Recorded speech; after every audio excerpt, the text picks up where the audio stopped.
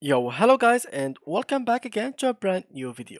In today's tutorial, I will show you how to actually make AI create your social media AdSense image. So, first of all, we will need to go here and go to Stable Diffusion website. So here it is. And from here, we can go ahead and click on Get Started for free. So get started. Here guys, what you would have to do is enter your prompt. So let's enter a prompt. So for example, we can go ahead and write here AdSense social media image for coffee shop.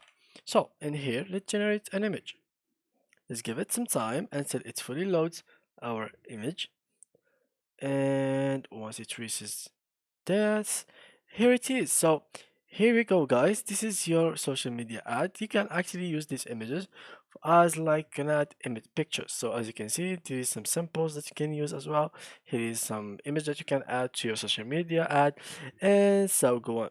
If you wanted to make like another image, you can just do the same thing. If you want any advanced options, you can go here, make choose how many images you want, see steps, etc., guidance scale, and so go on.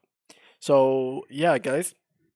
For example, let's make something else. For example, let's go add for burger restaurant, and let's see if it is going to make one for us. So now, once it reaches the final, let's see. And here we go.